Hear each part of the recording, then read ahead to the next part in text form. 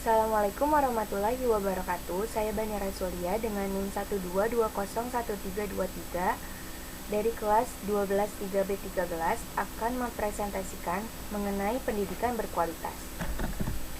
Judul artikel yang saya buat adalah Gen Z mengambil alih Indonesia. Artikel ini bertemakan pendidikan bermutu yang diambil dari ruang lingkup SDGs nomor 4.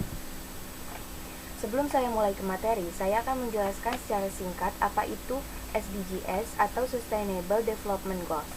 SDGs merupakan suatu rencana aksi global yang disepakati oleh para pemimpin dunia, termasuk Indonesia, guna mengakhiri kemiskinan dan 169 target yang diharapkan dapat dicapai pada tahun 2030. Tujuan keempat dari SDGs adalah memastikan pendidikan yang inklusif dan berkualitas setara, juga mendukung kesempatan belajar seumur hidup bagi semua. Negara yang hebat akan menempatkan pendidikan sebagai prioritas utama, karena dengan pendidikan, rakyat di negara tersebut akan sejahtera. Untuk mencapai negara yang maju, sebuah negara akan melakukan pembangunan. Pembangunan membutuhkan sumber daya manusia yang berkualitas. Sumber daya manusia yang berkualitas dihasilkan dari pendidikan yang bermutu.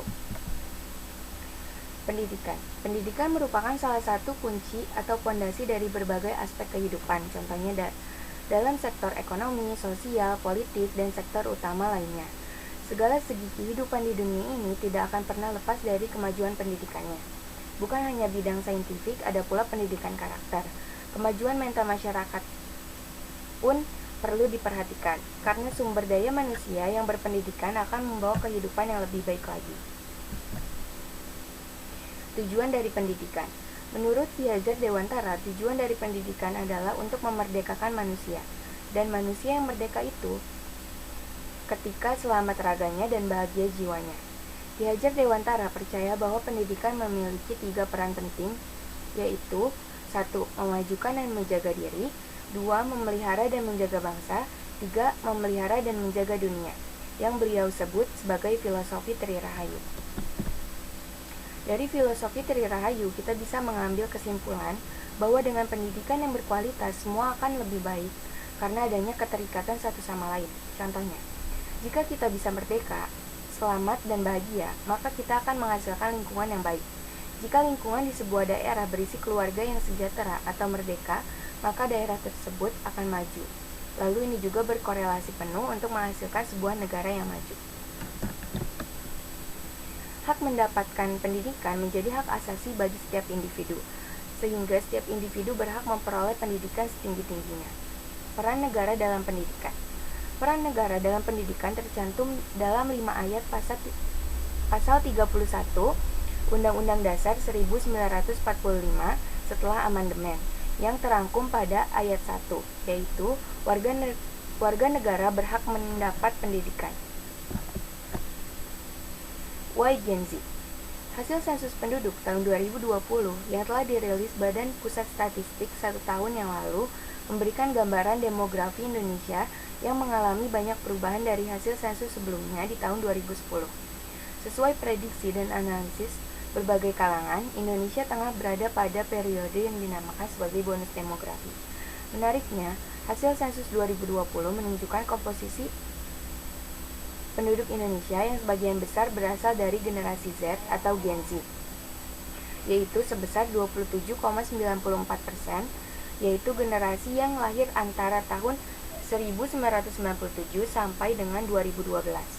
Generasi milenial yang digadang-gadang menjadi motor pergerakan masyarakat saat ini, jumlahnya berada sedikit di bawah Gen Z, yaitu sebanyak 25,87 dari total penduduk Indonesia. Ini artinya keberadaan Gen Z memegang peranan penting dan memberikan pengaruh pada perkembangan Indonesia saat ini dan nanti. Terdapat beberapa manfaat dari adanya bonus demografi. Yang pertama, meningkatkan perekonomian negara. Yang kedua, membentuk generasi emas. Yang ketiga, meringankan beban hidup. Yang keempat, menjadi modal bangsa. Gen Z akan melahirkan ide-ide baru, hasil dari pemikiran-pemikiran yang dinamis, yang akan membuahkan hasil segar untuk membuat perubahan. Tentu saja ini akan terjadi apabila generasi ini mendapatkan pendidikan bermutu serta diarahkan pada pendidikan karakter yang baik. Gen Z memiliki karakteristik yang berbeda dari generasi sebelumnya, mengingat generasi ini tumbuh bersama media sosial yang membuat mereka memiliki pola pikir global atau global mindset. Keterbatasan ini dalam menerima berbagai pandangan dan pola pikir menyebabkan mereka mudah menerima keragaman dan perbedaan pandangan akan suatu hal. Maka dari itu, generasi ini harus mendapatkan pendidikan yang relevan, proses belajar harus bersifat mandiri, demokratis, dan membuka ranah yang luas bagi penciptaan dan penemuan hal-hal baru dalam pembelajaran. Namun sayangnya, masih banyak kesenjangan yang terjadi, seperti masyarakat kota lebih mudah mendapatkan pendidikan dibandingkan dengan penduduk di desa.